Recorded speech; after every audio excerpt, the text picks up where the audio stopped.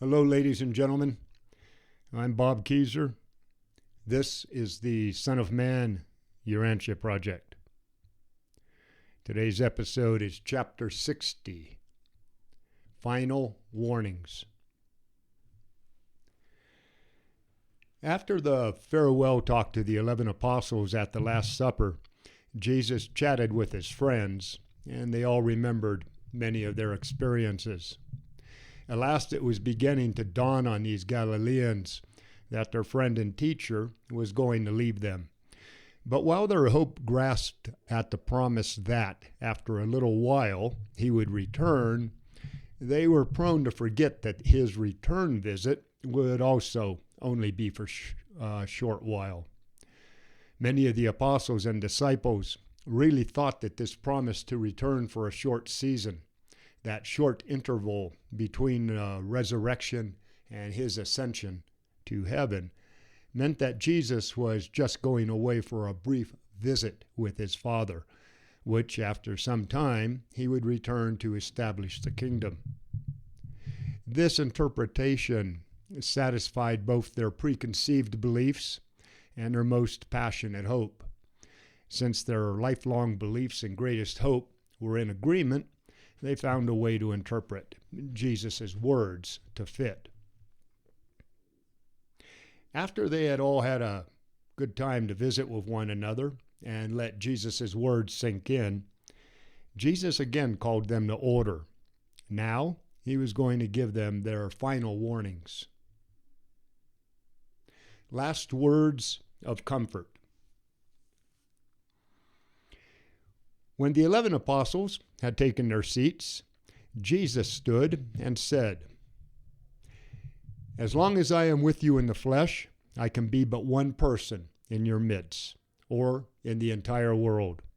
But when I am released from this mortal body, I will be able to return as a spirit to indwell each of you, and of all other believers in this gospel of the kingdom.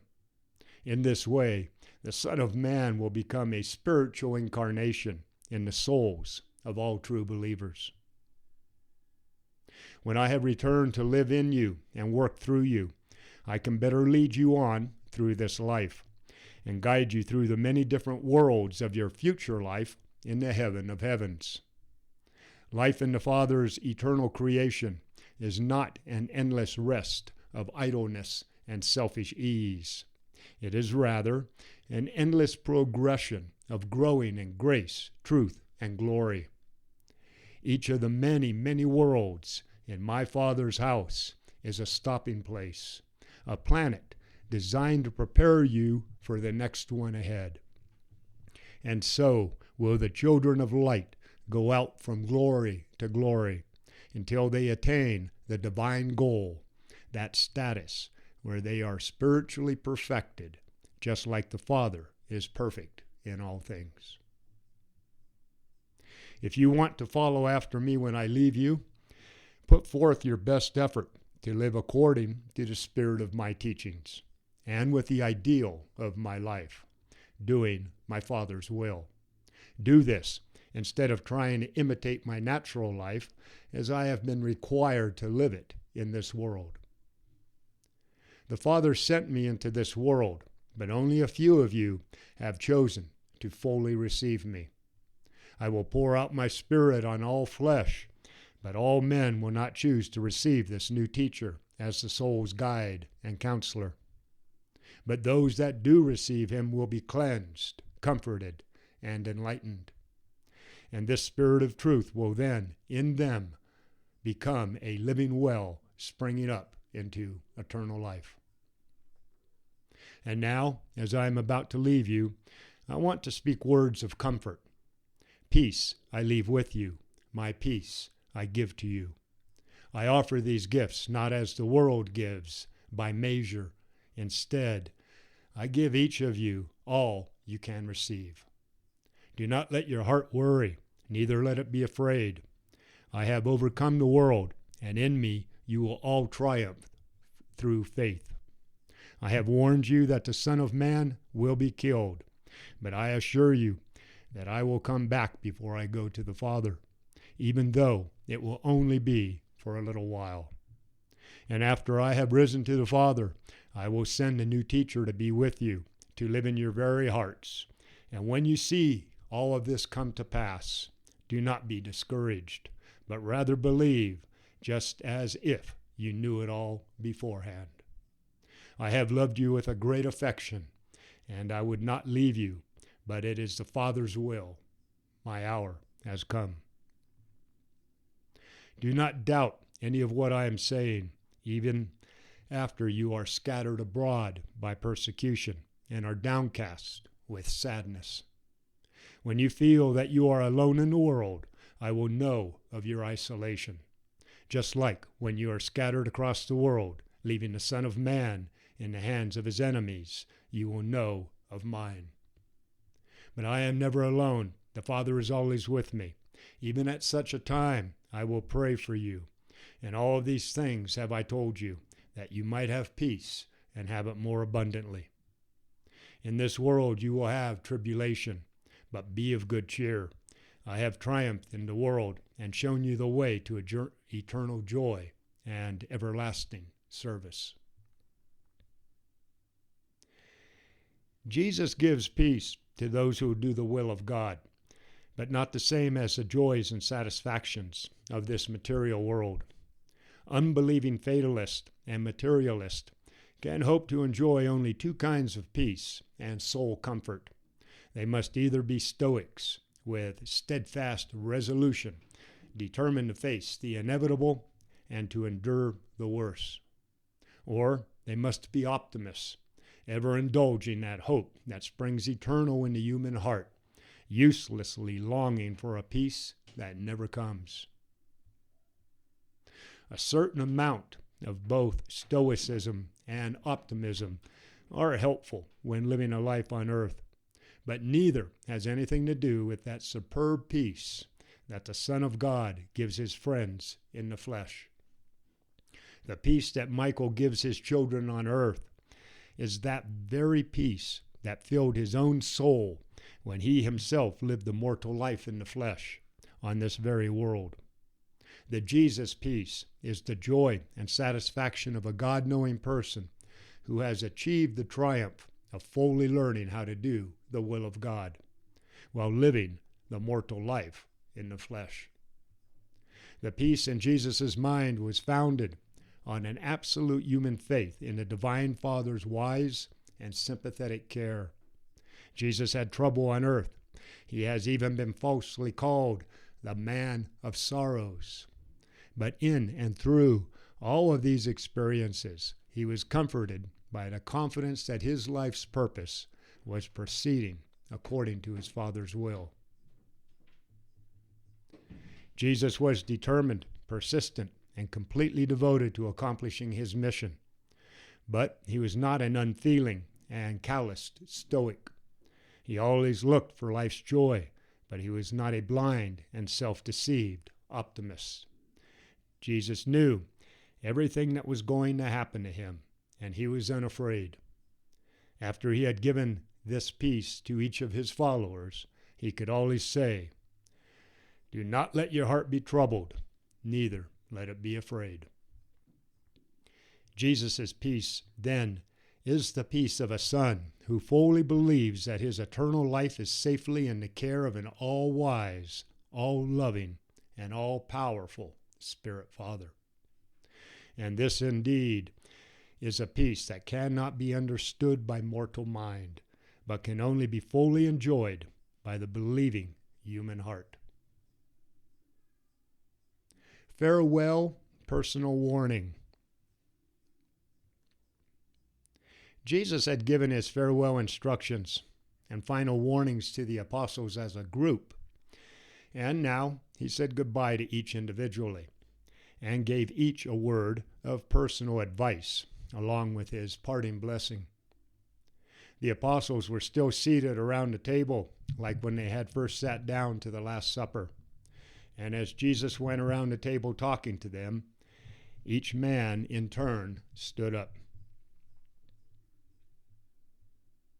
To John, Jesus said, "You, John, are the youngest of my friends, You have been very near me, and while I love you all with the same love that a father has for his sons, you were assigned by Andrew to be one of the three that was always near me. Besides this, you have acted for me and must continue to do so in many matters concerning the earthly family. And I go to the Father, John, having full confidence that you will continue to watch over those who are mine in the flesh. See to it that their present confusion regarding my mission does not in any way prevent you from extending to them all help, counsel, and sympathy, even as you know I would if I were here in the flesh. And when they all come to see the light and enter fully into the kingdom, while all of you will joyously welcome them, I am depending on you, John, to welcome them for me. And now, as I enter into the closing hours of my earthly career, I want you to remain close by me so I can leave with you any message for my family. As far as the work put in my hands by the Father in heaven, it is now finished, except for my death in the flesh, and I am ready to drink this last cup.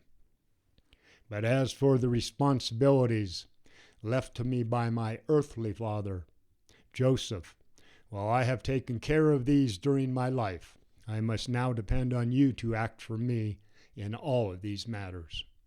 And I have chosen you to do this for me, John, because you are the youngest and will therefore very likely outlive these other apostles. Once we called you and your brother the sons of thunder. You started out with us intolerant and strong-minded, but you have changed much since you wanted me to call fire down on the heads of ignorant and thoughtless unbelievers. And you must change even more. You should become the apostle of the new commandment that I have given you tonight. Dedicate your life to teaching your friends how to love one another, even as I have loved you. As John Zebedee stood there in the upper chamber, the tears rolling down his cheeks, he looked into the master's face and said, "And so I will, my master. But how can I learn to love others more?" And then Jesus said, "You will learn to love others more when you first learn to love their Father in heaven more, and after you have truly become more interested in their welfare in time and eternity. And all such human interest is fostered by understanding sympathy, unselfish service, and generous forgiveness. No man should despise your youth, but I urge you to always give due consideration to the fact that in age many times represents experience, and in that nothing in human affairs can take the place of actual experience. Strive to live peacefully with all men, especially your friends in the brotherhood of the earthly kingdom. And, John, always remember, do not fight with the souls that you would win for the kingdom." And then Jesus, passing around his own seat, paused a moment by the side of the place where Judas Iscariot had sat. The apostles were rather surprised that Judas had not returned before this, and they were very curious to know the meaning of Jesus' sadness as he stood by the betrayer's vacant seat. But none of them, except possibly Andrew, gave even the slightest thought to the idea that their treasurer had gone out to betray his master, like Jesus had hinted to them earlier in the evening and during the supper. So much had been going on that, for the time being, they had all but forgotten the master's announcement that one of them would betray him. Jesus now went over to Simon Zelotes, who stood up and listened to this warning. "You are a true son of Abraham, but what a time I have had trying to make you a son of the heavenly kingdom. I love you, and so do all of your friends. I know that you love me, Simon, and that you also love the kingdom. But you are still set on making this kingdom come according to your liking. I know full well that you will eventually grasp the spiritual nature and meaning of my gospel, and that you will do heroic work in its announcement. But I am worried about what might happen to you when I leave. I would rejoice to know that you will not falter. I would be made happy if I could know that, after I go to the Father, you would not cease to be my apostle, and that you would acceptably behave yourself as an ambassador of the heavenly kingdom. Jesus had hardly ceased speaking to Simon Zelotes when the fiery patriot, drying his eyes, said, Master, have no fears for my loyalty. I have turned my back on everything, that I might dedicate my life to the establishment of your kingdom on earth, and I will not falter. I have survived every disappointment so far, and I will not abandon you. And then, laying his hand on Simon's shoulder, Jesus said, It is indeed refreshing to hear you talk like that, especially at such a time as this. But, my good friend, you still do not know what you are talking about. Not for one moment would I doubt your loyalty, your devotion. I know you would not hesitate to go forth in battle and die for me, as all these others would. And they all nodded in vigorous approval. But that will not be required of you. I have repeatedly told you that my kingdom is not of this world, and that my disciples will not fight to establish it. I have told you this many times, Simon, but you refuse to face the truth. I am not concerned with your loyalty to me and the kingdom, but what will you do when I go away and you at last wake up to the realization that you have failed to grasp the meaning of my teaching, and that you must adjust your misconceptions to the reality of another and spiritual order of affairs in the kingdom? Simon wanted to say something, but Jesus held his hand up and, stopping him, went on to say, None of my apostles are more sincere and honest at heart than you, but not one of them will be so upset and disheartened as you after I leave. In all of your discouragement, my Spirit will be with you, and these, your friends, will not abandon you. Do not forget what I have taught you about the relation of citizenship on earth to sonship in the Father's spiritual kingdom. Ponder well all that I have said to you about rendering to Caesar the things that are Caesar's, and to God the things that are God's. Dedicate your life, Simon, to showing how acceptably a person can fulfill my rule concerning the simultaneous recognition of earthly duties to civil powers and spiritual service in the brotherhood of the kingdom. If you will be taught by the Spirit of truth, there will never be conflict between the requirements of citizenship on earth and sonship in heaven, unless the earthly rulers dare to require from you the homage and worship that belongs only to God. And now, Simon, when you do finally see all of this, and after you have shaken off your depression and have gone forth proclaiming this gospel in great power, never forget that I was with you even through all of your season of discouragement, and that I will go on with you to the very end.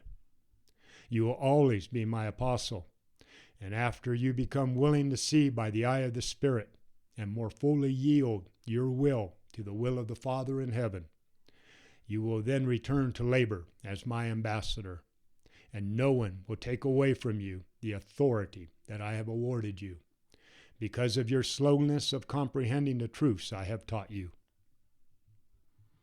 And so, Simon, once more I warn you that they who fight with the sword perish with the sword, while they who labor in the Spirit achieve life everlasting in the kingdom to come, with joy and peace in the kingdom that now is.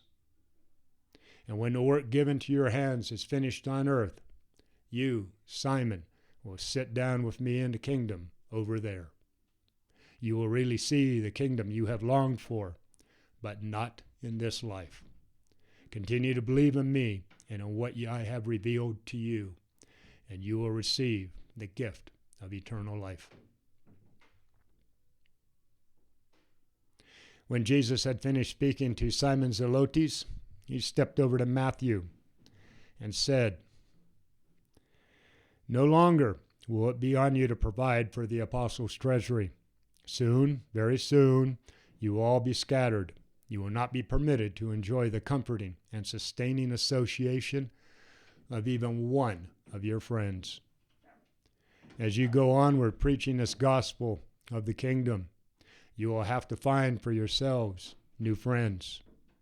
I sent you forth 2 by 2 during the times of your training, but now that I am leaving you, after you have recovered from the shock, you will go out alone to the ends of the earth, proclaiming this good news, that faith-stimulated people are the sons of God." Then Matthew said, "But Master, who will send us, and how will we know where to go? Will Andrew show us the way?"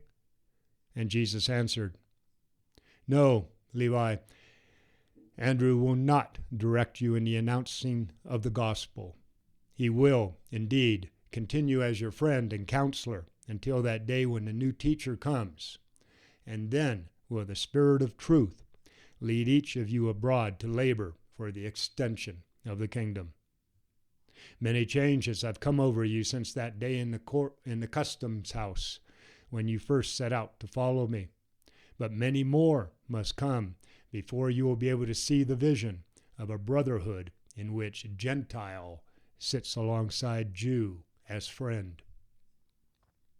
But go on with your urge to win your Jewish friends until you are fully satisfied, and then turn with power to the Gentiles.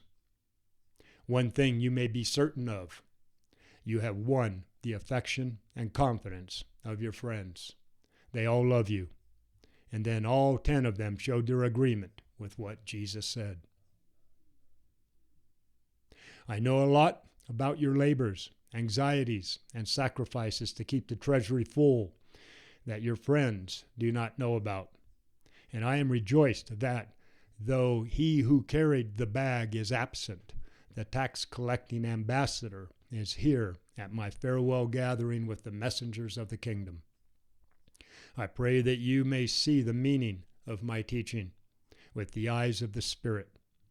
And when the new teacher comes into your heart, follow on as he will lead you, and let your friends see, even all the world, that the Father can do for a hated tax collector who dared to follow the Son of Man and to believe the gospel of the kingdom. Even from the first, Levi, I loved you as I did those other Galileans, knowing them so well that neither the Father or the Son is a respecter of persons. See to it that you also do not make any distinctions among those who become believers in the gospel through your ministry. And so, Matthew, dedicate your whole future life's service to showing all men that God is no respecter of persons, that in the sight of God and in the fellowship of the kingdom, all people are equal, all believers are the sons of God." Jesus then stepped over to James Zebedee, who stood in silence as the master addressed him, saying, "James, when you and your younger brother once came to me seeking preferred honors in the kingdom, I told you such honors were for the Father to give. I asked if you were able to drink my cup, and both of you answered that you were. Even if you were not able to then, and if you are not able to now, You will soon be prepared for such a service by the experience you are about to pass through. By such behavior, you angered your friends at the time. If they have not already fully forgiven you, they will when they see you drink my cup. Whether your ministry be long or short, possess your soul in patience. When a new teacher comes, let him teach you the poise of compassion and that sympathetic tolerance that is born of inspiring confidence in me and of perfect submission to the Father's will. Dedicate your life to the demonstration of that combined human affection and divine dignity of the God-knowing and Son-believing disciple. And all who thus live will reveal the gospel even in the manner of their death. You and your brother John will go different ways, and one of you might sit down with me in the eternal kingdom long before the other. It would help you much if you would learn that true wisdom embraces discretion as well as courage. You should learn wisdom to go along with your aggressiveness. There will come those supreme moments where my disciples will not hesitate to lay down their lives for this gospel. But in all ordinary circumstances, it would be far better to calm the wrath of unbelievers so that you can live and continue to preach the glad tidings. As far as lies in your power, live a long time on the earth, so that your life of many years will be fruitful in souls won for the heavenly kingdom. When the master had finished speaking to James Zebedee, he stepped around at the end of the table where Andrew sat. And looking his faithful helper in the eyes, he said, "Andrew, you have faithfully represented me as acting head of the ambassadors of the heavenly kingdom. Although you have sometimes doubted and at other times shown dangerous hesitancy, still you have always been sincerely just and exceptionally fair when dealing with your associates. Ever since ordaining you and your brethren as messengers of the kingdom, you have been self-governing in all group affairs, except that I designated you as the acting head of these chosen ones. In no other earthly matter have I acted to direct or to influence your decisions, and I did this in order to provide leadership to direct your future group deliberations.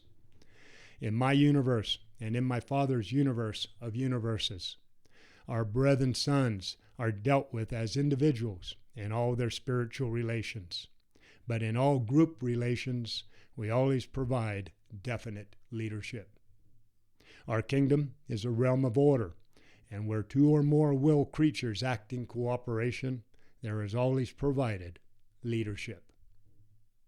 And now, Andrew, since you are the chief of your friends by my authority, and since you have served as my personal representative, and as I am about to leave you and go to my Father, I release you from all responsibility regarding these earthly affairs. From now on, you cannot exercise jurisdiction over your friends except what you have earned as a spiritual leader, and that your friends freely recognize. From this hour, you can exercise no authority over your friends unless they restore such jurisdiction to you after I have gone to the Father. But this release from responsibility as the administrative head of this group does not in any manner lessen your moral responsibility to do everything in your power to hold your friends together with a firm and loving hand during the trying times just ahead. Those days that must come between my departure in the flesh and the sending of the new teacher who will live in your hearts and who will ultimately lead you into all truth. As I prepare to leave you, I want to liberate you from all administrative responsibility that had its inception and authority because I was among you. From here on out, I will exercise only spiritual authority over and among you. If your friends want you to remain their counselor, I direct that you should, in all matters temporal and spiritual. Do your utmost to promote peace and harmony among the various groups of sincere gospel believers.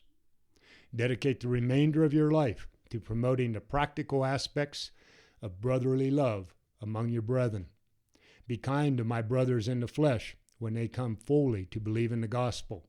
Show loving and impartial devotion to the Greeks in the west and to Abner in the east. Although these, my apostles, are soon going to be scattered to the four corners of the earth, there to proclaim the good news of the salvation of sonship with God, you are to hold them together during the trying time just ahead, that season of intense testing during which you must learn to believe this gospel without my personal presence, while you patiently await the arrival of the new teacher, the Spirit of truth.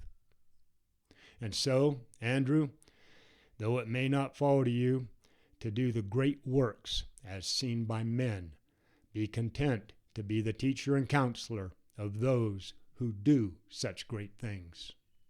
Go on with your work on earth to the end, and then you will continue this ministry in the eternal kingdom, because have I not told you many times that I have other sheep, not of this flock? Jesus then went over to the Alphaeus twins, and standing between them, said,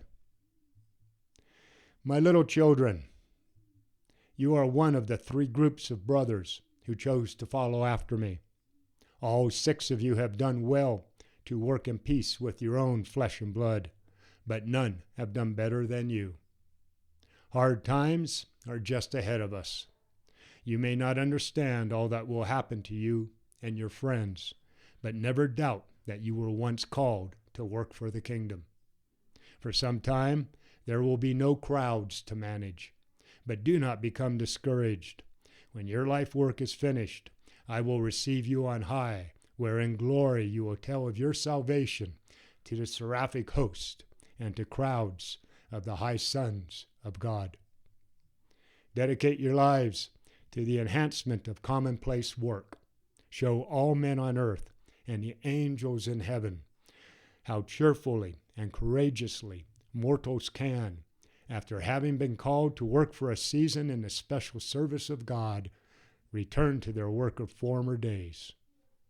If, for the time being, your work in the outward affairs of the kingdom is done, you should go back to your former work with the new enlightenment of the experience of sonship with God, and with the noble realization that, to him who is God-knowing, there is no such thing as common labor or secular work. To you who have worked with me, all things have become sacred, and all earthly labor has become a service even to God the Father. And when you hear the news of the doings of your former apostle friends, rejoice with them and continue your daily work as those who wait on God and serve while they wait. You have been my apostles, and you always will be, and I will remember you in the kingdom to come. And then Jesus went over to Philip, who, standing up, heard this message from his master. Philip, you have asked me many foolish questions, but I have done my best to answer every one. And now I would answer the last of such questions that have arisen in your most honest but unspiritual mind.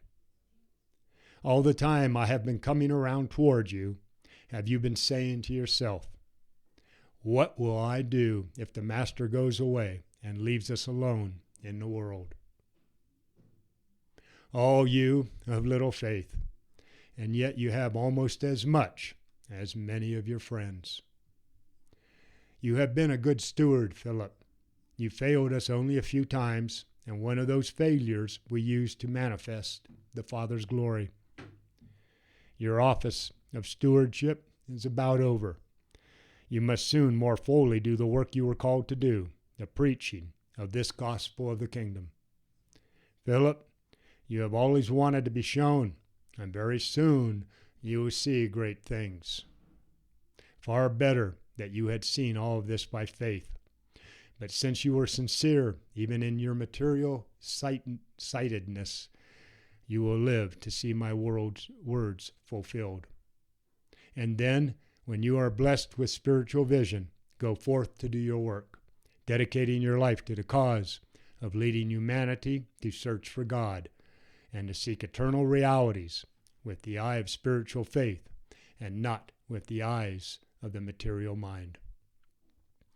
Remember, Philip, you have a great mission on earth, for the world is filled with those who look at life just like you have. You have a great work to do, and when it is finished in faith, you will come to me in my kingdom, and I will take great pleasure in showing you what the eye has not seen, the ear has not heard, and the mortal mind has not conceived. In the meantime, become as a little child in the kingdom of the Spirit, and permit me, as the Spirit of the new teacher, to lead you forward in the spiritual kingdom.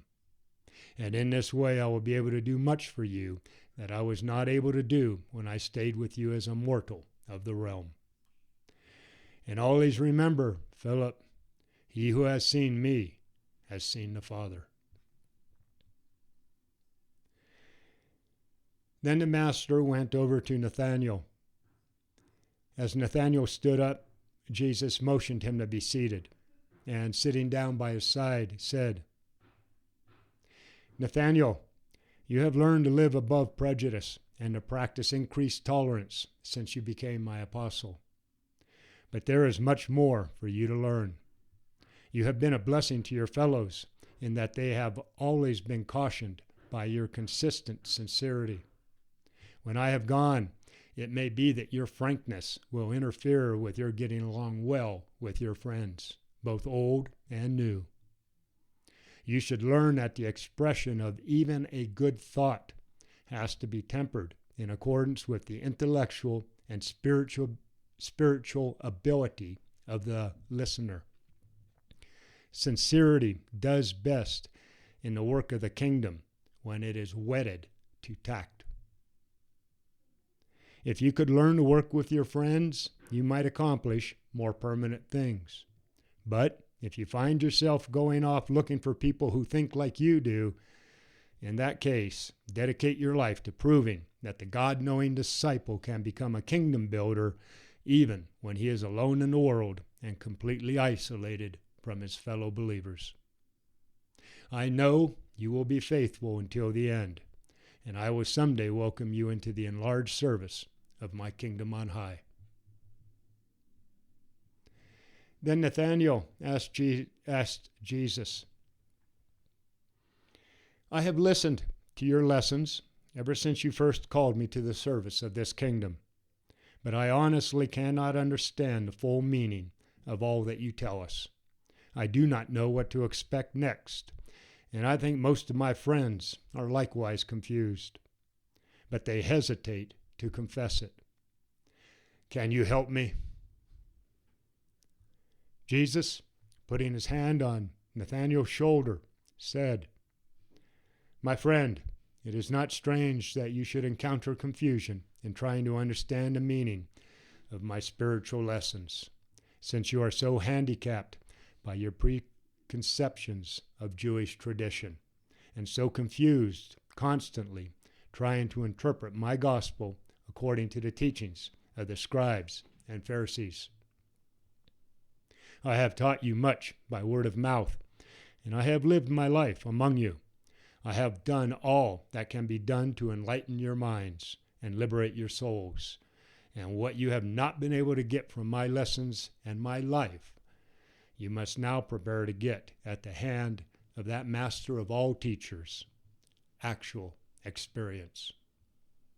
And in all of this new experience that now awaits you, I will go before you, and the Spirit of truth will be with you.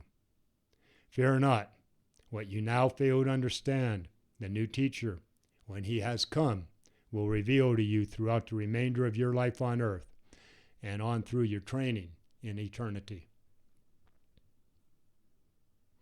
And then Jesus, turning to all of them, said, "Do not worry that you do not understand the full meaning of the gospel. You are but finite human mortals, and what I have taught you is infinite, divine, and eternal. Be patient and have courage, since you have eternity before you to becoming perfect, even as your Father in Paradis is perfect." And then Jesus went over to Thomas, who, standing up, heard him say, "Thomas, you have often lacked faith. However, while you have doubted, you have never lacked courage. I know that false prophets and teachers will not fool you. After I have gone, your friends will more appreciate your critical way of viewing new teachings. And when you are all scattered to the ends of the earth in the times to come, remember that you are still my ambassador.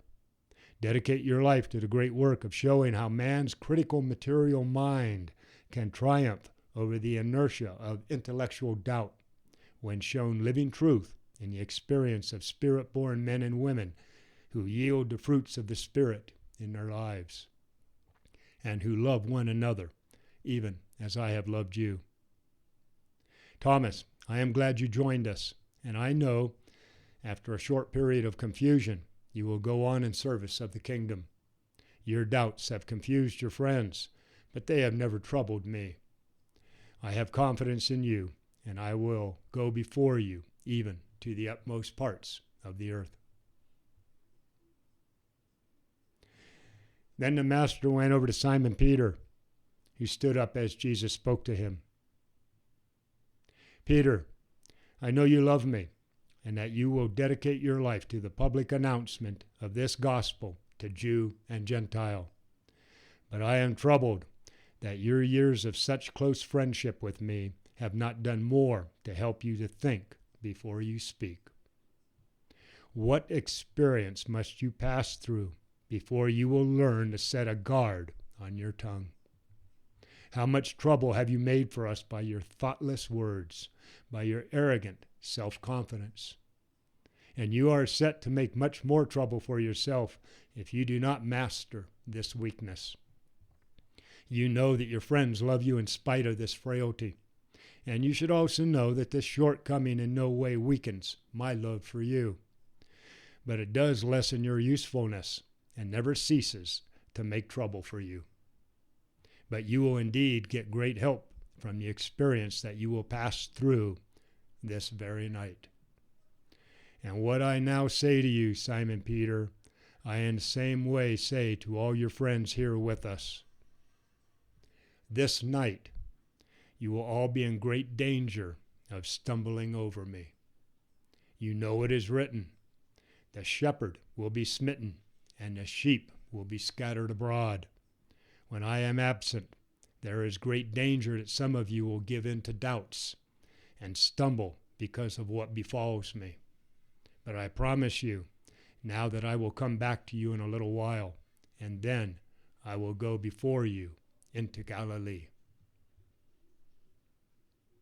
Then Peter said, placing his hand on Jesus' shoulder, no matter if all my friends should doubt you, I promise that I will not stumble over anything you might do.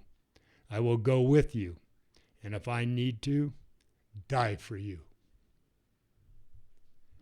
As Peter stood there before Jesus, trembling with intense emotion and overflowing with genuine love for him, Jesus looked straight into his teary eyes and said, Peter, it is true when I tell you that this night will.